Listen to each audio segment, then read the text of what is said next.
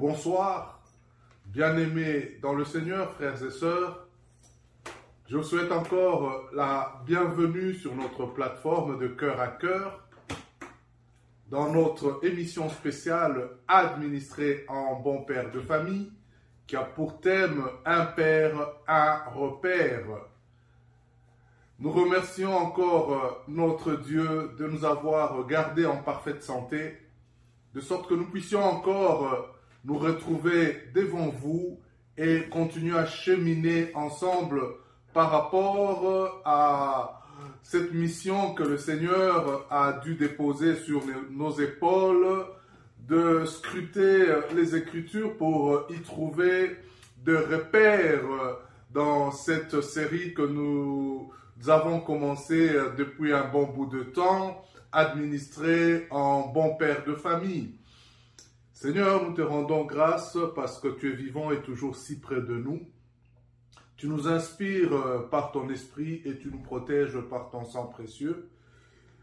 Nous te demandons, ô Dieu, de toucher les cœurs pour qu'ils puissent, Seigneur, suivre attentivement tes instructions, le dépôt que tu as fait en nous pour pouvoir à l'avenir, Seigneur, se servir de ces repères, de ces indices, de ta parole qui est, comme tu l'as si bien dit, qui est une lumière pour nous et une lampe sur notre sentier. Dans le nom de Jésus-Christ, nous avons ainsi prié. Amen.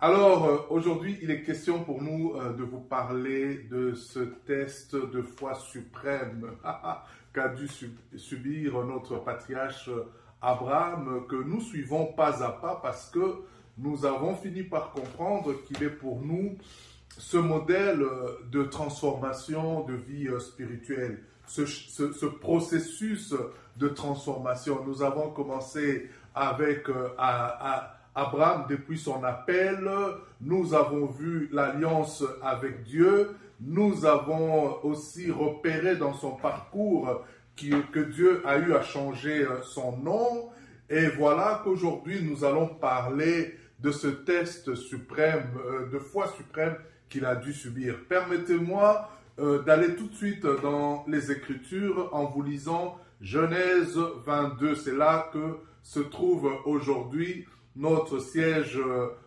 d'enseignement où notre propos sera essentiellement basé sur le chapitre 22 du livre de commencement, donc la Genèse. Après ces choses, Dieu mit Abraham à l'épreuve. Il lui dit, Abraham, et il répondit, me voici.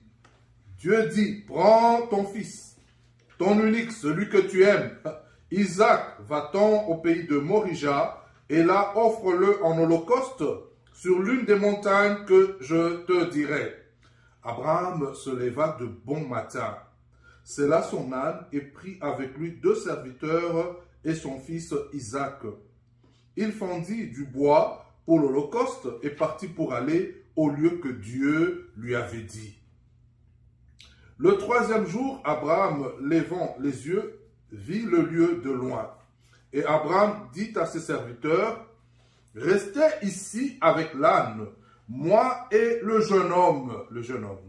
Nous irons jusque-là pour adorer, et nous reviendrons auprès de vous. » Abraham prit le bois pour l'holocauste, le chargea sur son fils Isaac et porta dans sa main le feu et le couteau.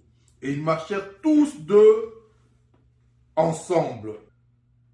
Alors Isaac, parlant à Abraham, son père, dit, « Mon père. » Et il répondit, « Me voici, mon fils. » Isaac reprit, « Voici le feu et le bois. Mais où est l'agneau pour l'holocauste » Abraham répondit, « Mon fils, Dieu se pourvoira lui-même de l'agneau pour l'holocauste. » Et ils marchèrent tous deux ensemble. Lorsqu'ils furent arrivés au lieu que Dieu lui avait dit, Abraham y éleva un autel et rangea le bois. Il lia son fils Isaac et le mit sur l'autel, par-dessus le bois. Dans un premier temps, nous allons nous arrêter là. Nous pourrions nous allons continuer la lecture pour évaluer ce test de foi suprême. Dieu met Abraham à l'épreuve en lui demandant là de sacrifier son fils Isaac. Son fils Isaac. Et Dieu le précise bien. Hein? Il dit ici, prends ton fils. Pas n'importe lequel. Hein? Ton unique, celui que tu aimes. Isaac. Donc Dieu, Abraham obéit instantanément.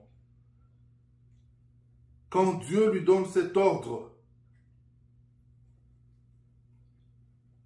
et il nous démontre ici une foi inébranlable. Et en quoi consiste cette obéissance? C'est cela notre point aujourd'hui.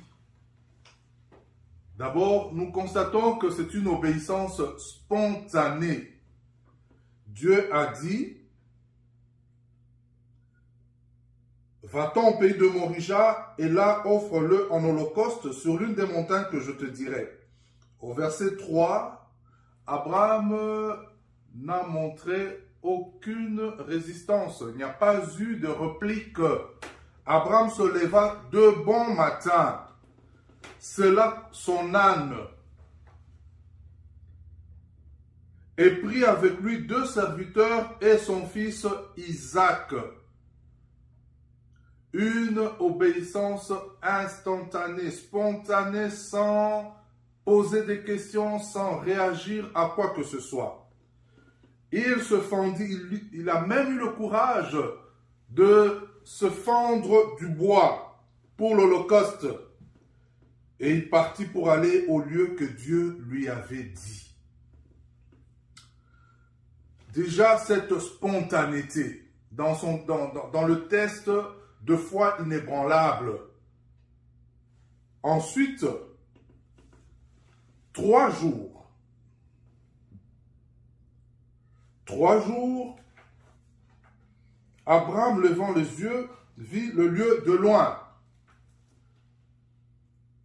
Il souffre pendant 3 jours à penser à l'idée de sacrifier son fils. Les 3 jours sont très significatifs. Il a le temps de penser ce que Dieu vient de lui demander et même de s'opposer à cela, de résister, mais il continue à obéir, à se soumettre entièrement à ce que Dieu lui a dit avec précision. Dieu lui a demandé d'offrir son fils en holocauste. Et durant 3 jours, il a ce fardeau sur la conscience. Et nulle part, c'est un père de famille. Le fils unique que Dieu lui demande d'offrir en holocauste est aussi le fils de Sarah. Abraham, de ce que moi je vois dans les Écritures, il n'a pas eu le temps de négocier avec Sarah. De bon matin, il est parti avec le fils. Sachant qu'il n'allait pas revenir avec lui. Bon, disons que il est en intimité avec son Dieu, parce que ce qui va s'en suivre après, nous allons constater, alléluia, qu'il a grandement confiance en son Dieu.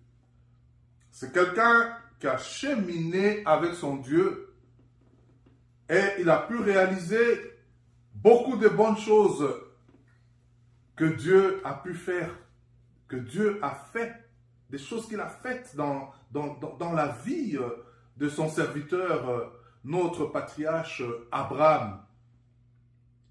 Et je pense que nous autres, bien-aimés dans le Seigneur, frères et sœurs, chefs de famille, nous avons à compter les bienfaits de Dieu. Et quand nous reculons, nous voyons tous les bienfaits que Dieu nous a faits. C'est une raison de plus d'affermir notre foi, comme l'a fait Papa Abraham dans le cas devant nous ici. Abraham dit à ses serviteurs, « Restez ici avec l'âne, moi et le jeune homme, nous irons jusque-là pour adorer et nous reviendrons auprès de vous. » Ils se font accompagner des deux serviteurs, certainement pour prendre la charge sur l'âne et avoir l'aide des serviteurs. Mais nous allons nous souvenir d'une parole du Seigneur qui nous est dite que il nous a appelés ses serviteurs et puis nous sommes devenus ses amis. Alors ici, nous voyons que les serviteurs sont limités. Ils n'entrent pas dans l'intimité d'Abraham. Ils sont là comme accompagnateurs. D'ailleurs, Abraham, pour preuve, il leur dit, moi et le jeune homme, nous allons rester ici. Nous reviendrons auprès de vous.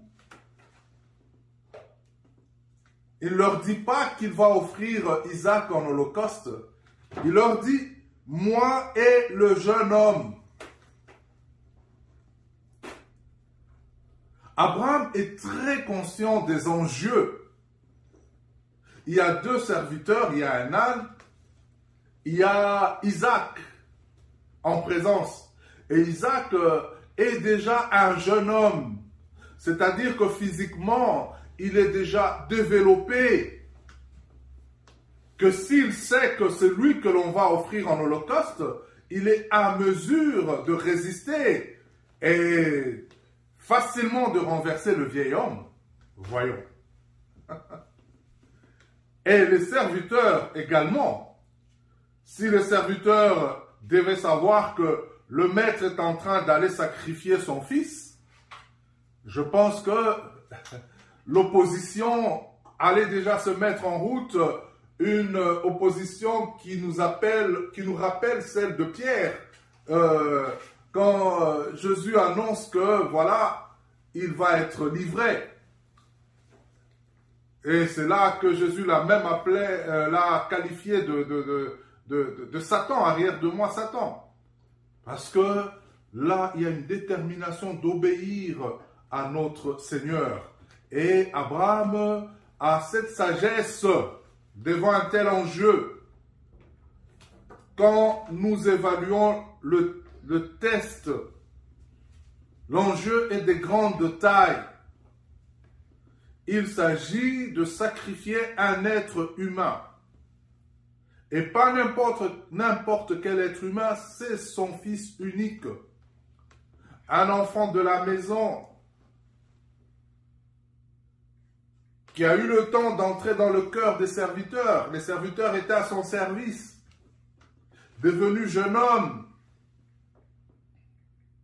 Et Abraham, Dieu lui donne cette fois la sagesse, cette fois-ci, de laisser les serviteurs à un certain niveau et de pouvoir continuer avec le jeune homme, comme il l'a appelé lui-même. Abraham prit le bois pour l'holocauste, le chargea sur son fils Isaac et porta dans sa main le feu et le couteau. Le contexte est tel que les choses, tout le décor est là. Il y a le feu, il y a le couteau et il y a Isaac. Et ils marchèrent tous deux ensemble. Le tous deux ensemble est d'une telle importance que dans ce chapitre, il est souligné deux fois. Souligné au verset 26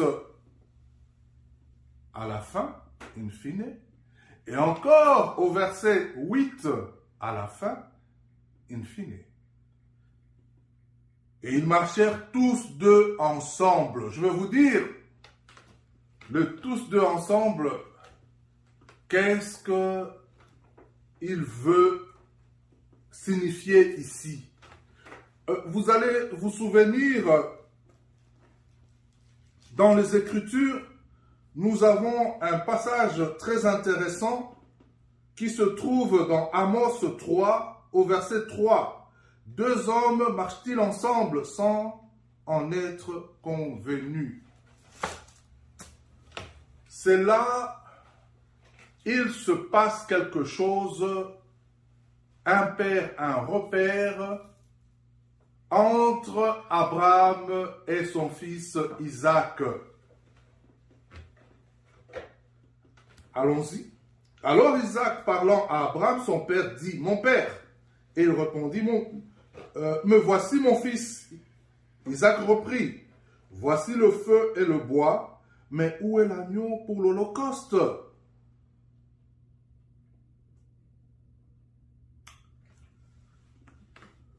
Ils marchèrent tous deux ensemble et Isaac fait un constat.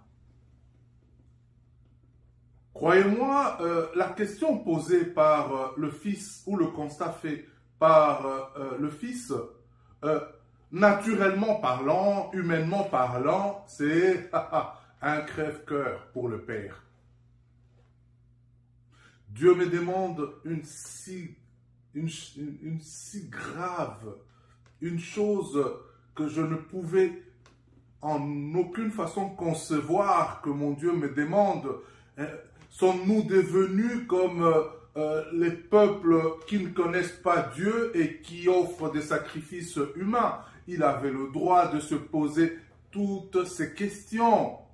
Et quand la question qui fâche, la question qui fait mal, la question qui crève le cœur sort de la bouche de Isaac.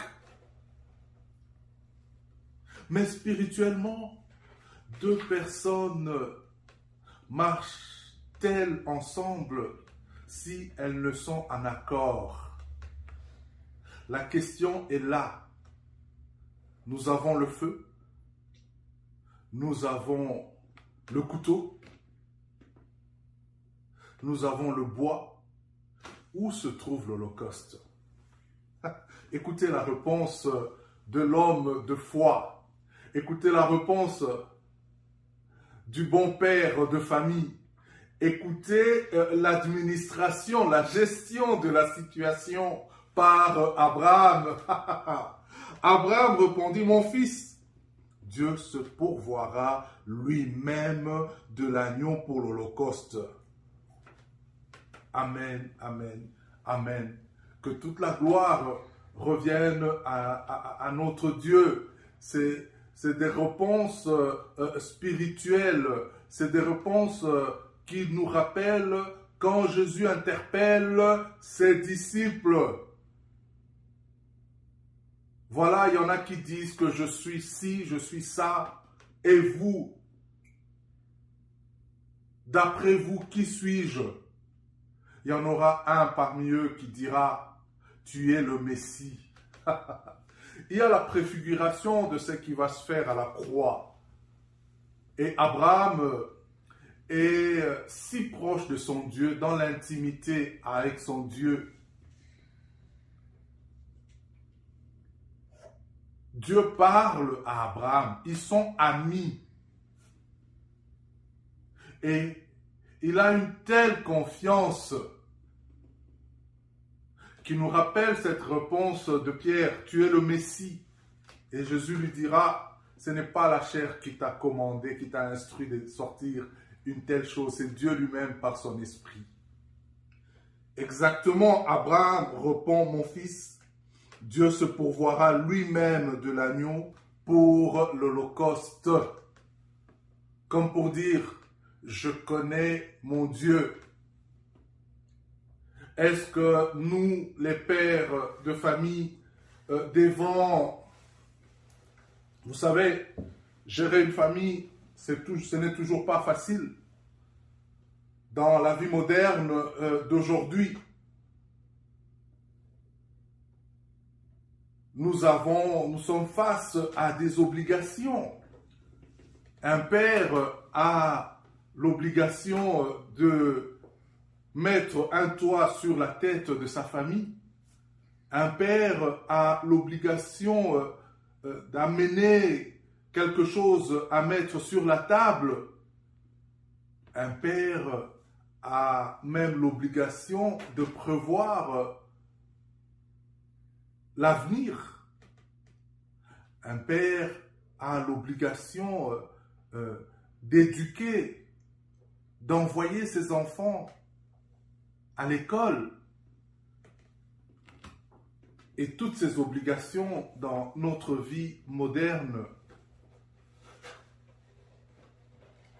ne sont pas toujours aussi faciles à assumer.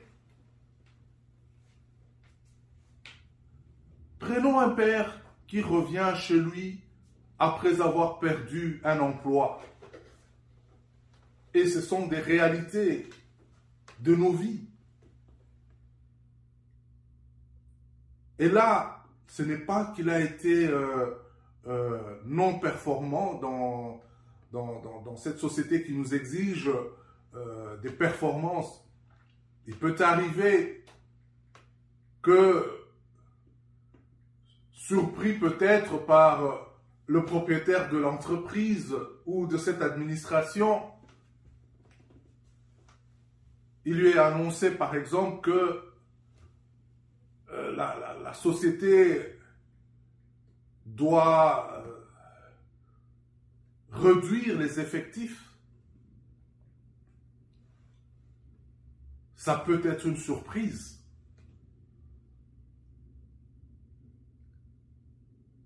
Ou votre poste est supprimé. Et ce jour-là, vous devez rentrer à la maison. Comment allez-vous annoncer une telle nouvelle à madame, maman et les enfants? Voilà pourquoi nous, pères, nous devons être des hommes de prière pour être capables à donner à nos familles, à ceux qui sont sous notre charge, sous notre responsabilité, des réponses qui dépendent de Dieu, comme l'a fait Papa Abraham ici en disant « Mon Dieu se pourvoira lui-même de l'agneau ». Et vous avez vu que nous avons insisté sur le fait qu'ils marchèrent tous deux ensemble. Regardons du côté de Isaac. Isaac qui est le jeune homme. Isaac qui constate que les serviteurs sont restés quelque part. Il continue la marche avec son père. C'est un jeune homme qui grandit dans... Il sait comment, c'est pas la première fois que l'on va adorer Dieu, que l'on va offrir l'Holocauste. Mais il a une telle confiance en son père. Il voit le modèle de la confiance que son père a vis-à-vis de Dieu et ils marchent ensemble. Deux personnes marchent ensemble quand elles sont inspirées par la même source. Elles ont la même vision. Et c'est le cas ici du fils qui a pour modèle son père. Il a autant Abraham a confiance en Dieu, Isaac a confiance en Abraham. Ils marchèrent tous deux ensemble. Bien-aimés, c'était le point important ici. Un leader efficace, que ce soit au niveau de son travail séculier un dirigeant d'équipe, un administrateur de quelle quantité que ce soit, et même un chef d'entreprise, un chef d'État devrait gérer ceux qui dépendent de lui comme la gestion d'une famille. Et le modèle de la famille que nous avons ici, c'est le modèle de la Biblia, donc la bibliothèque des livres de notre Dieu. Alléluia. Et cela est déjà bien le bon repère, est celui d'Abraham dans Genèse 22. Leader, bon père de famille, notre bibliothèque spirituelle a toutes les notices à suivre scrupuleusement.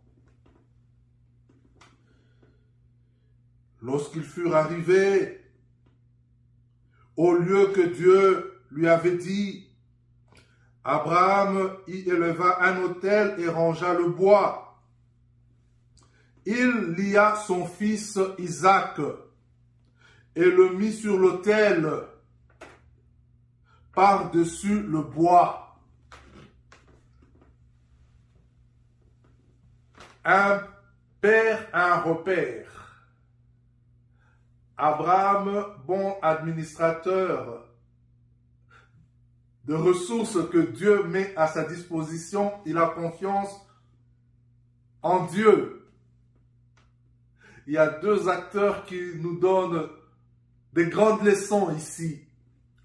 Il y a Isaac qui accepte d'être ligoté sans réaction. Sommes-nous capables, dans des situations auxquelles nous sommes exposés, d'accepter que le Seigneur se serve de nous comme il l'entend, comme il veut?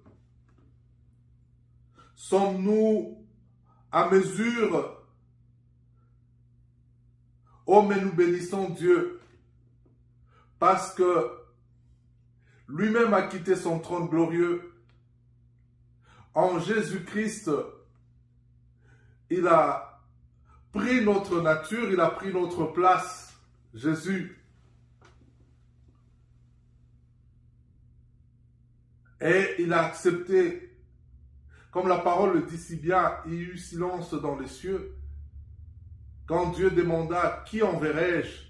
Voilà Jésus qui a accepté comme Isaac ici. Et nous étions errants, chacun allant dans sa propre direction, courant après des faux dieux.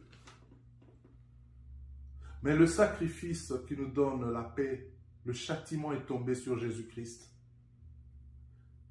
Est-ce que nous sommes capables aussi, comme Jésus l'a dit, celui qui veut me suivre, prend sa croix et qu'il me suive. Sommes-nous capables de prendre le bois et de suivre Jésus comme Isaac l'a fait? Et c'est là une préfiguration de l'œuvre de la croix. L'acte d'Abraham et d'Isaac. Les acteurs en place ont montré encore mieux Jésus qui dit qu'il est au centre de tout. Depuis la Genèse ici, Genèse 22, les prophètes, c'est de lui qu'il s'agit. Et là, c'est une préfiguration. C'est pour parler dans un langage courant, c'est un avant-goût de ce qui allait se faire de l'œuvre de la croix. Et ce test de foi suprême doit nous marquer au point de comprendre qu'est-ce que Jésus a fait pour nous à la croix. Gloire à Dieu parce que ici nous voyons que Abraham a étendu la main, il a pris le couteau pour égorger son fils unique, comme Jésus. Alors l'ange de l'Éternel l'appela des cieux et dit, Abraham, Abraham, et il répondit, me voici. L'ange dit, n'avance pas ta main sur l'enfant et ne lui fais rien, car je sais maintenant que tu crains Dieu.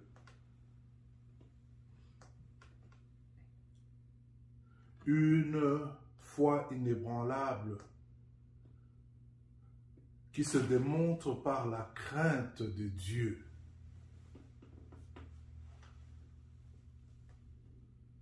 Il n'a pas été question ici de dire « Je sais maintenant que tu m'aimes ». Je sais maintenant que tu crains Dieu et que tu ne m'as pas refusé ton fils, ton unique.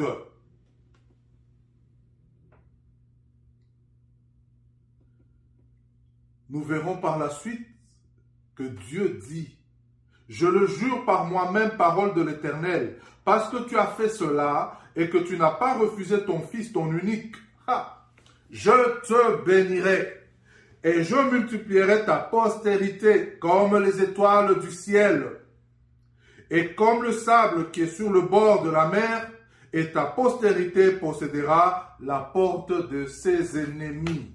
Alléluia. Et voilà comment, bien-aimés frères et sœurs, chefs de famille, chers collègues, papa, nous devons aller nous inspirer de la parole de Dieu et déclarer sur nos familles. Les tribulations, les épreuves ne manqueront pas dans la mission que Dieu nous donne. Pour pouvoir l'assumer, nous ne pouvons l'assumer et avoir des résultats à 100% qu'avec l'aide de Dieu. Et c'est cela que Abraham a compris ici, en nous démontrant une foi suprême face à un test le plus extrême. Nous allons prier et je pense que nous avons saisi des ingrédients pour renforcer notre foi. Et nous avons compris jusqu'à quel niveau Papa Abraham nous a amenés pour être pour nous ce modèle de foi. Et la résultante de tout cela, c'est cette bénédiction dont nous bénéficions encore tous aujourd'hui en tant que fils et filles d'Abraham. Nous allons prier. Seigneur, aide-nous à faire confiance à ta sagesse et à obéir à tes commandements. Seigneur, même lorsque nous ne comprenons pas pleinement tes voies, une chose que nous savons, Seigneur, comme Abraham l'a si bien compris, et que Paul l'écrira. Ô Dieu, toi tu ne nous exposes pas à la tentation, sans pouvoir, ô Dieu, nous donner les voies pour pouvoir nous en sortir. Et c'est cela que tu as fait. Saint-Esprit, aide-nous à maintenir et à comprendre